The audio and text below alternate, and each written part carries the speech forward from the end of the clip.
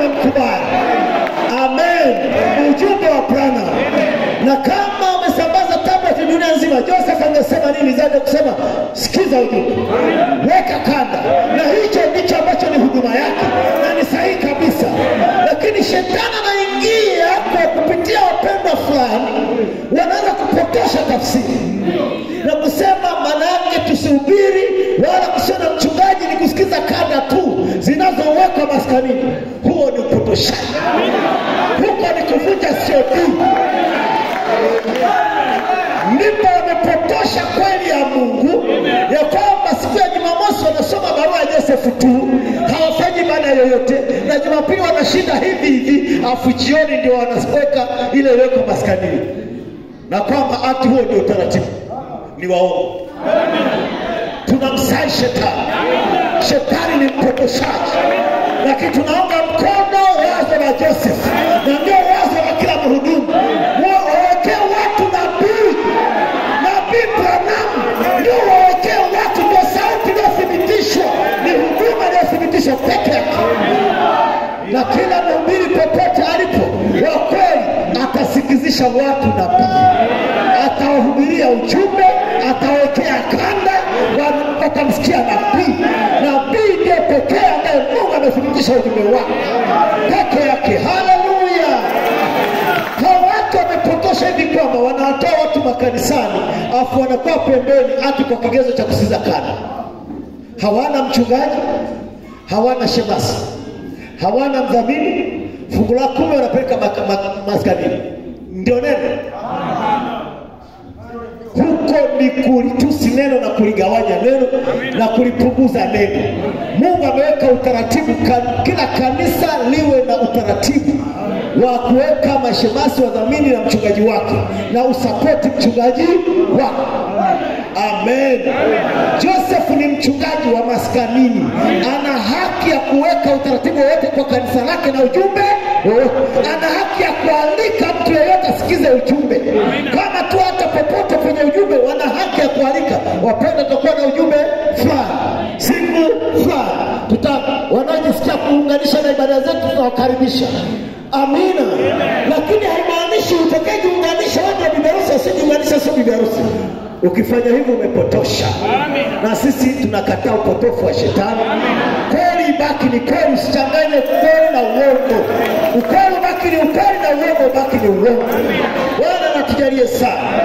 Sasa wazia leo hii maskanini hakuna ibada, na useme sasa hatuna ibada.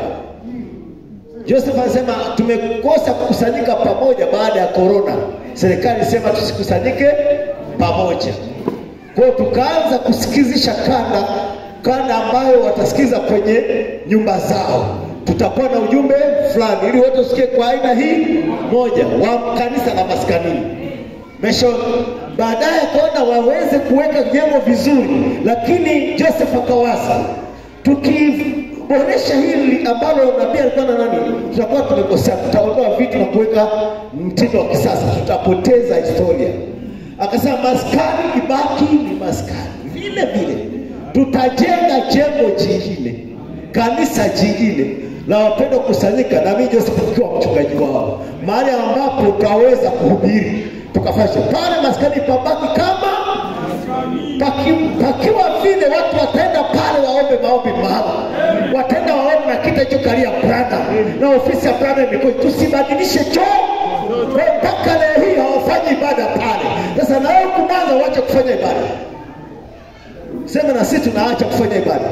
Wewe huku una kitu gani cha kuweka mahali fulani historia? Kule Joseph anasema hapa tusipaharibu, kwanza tuachana ibada huku, kwanza tuendelee kusikiza mtindo wa kanda tu, tutajenga jengo. Na hivi wanajenga. Watu wanapotoshaji wanapotosha kwamba wanaanza kutoa watu makanisani kwa lengo la kusikiza kanda za maskanini. Sasa kule inaweka pengine saa 6 usiku au saa 9, kwako ni saa 3 au saa 5, utakusanya watu saa 5 usiku. Na anasema ukijisikia kujiunga, wanaopenda hiyo ni lazima. Hapana. Si wale walio na muda. Wanaopenda kujiunga na ibada zetu. Unasema wewe hujiungi, umelaniwa. Wewe hujiungi, wewe huko ni kupotosha. Bibi harusi hana shida yoyote, ila shetani analeta shida kwa bibi harusi kupitia wapendwa wetu, na baadhi yao walikuwa wahudumu, na Mungu atatusaidia. Sisi tutawaombea na tunawapenda.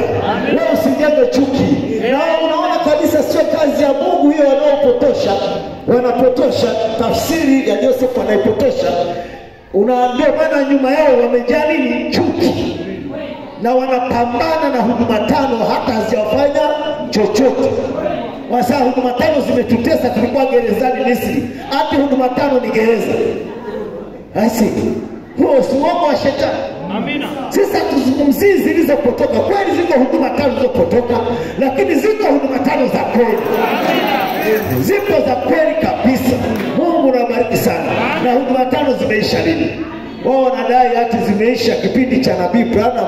Sasa hivi ni kipindi cha Joseph. Waongo tunakataa upotoshaji wa shetani. Lakini sisi tunaendelea kula ujumbe wa Nabii Branham. Na ujumbe ni kweli na hauna shida yoyote. Ujumbe umejaa ukombozi, ujumbe umejaa furaha, ujumbe umejaa upendo, ujumbe umejaa nguvu na amani. Jina Bwana barikiwe sana. Ni ujumbe wa kweli.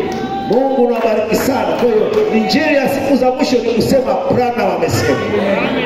Nampenda.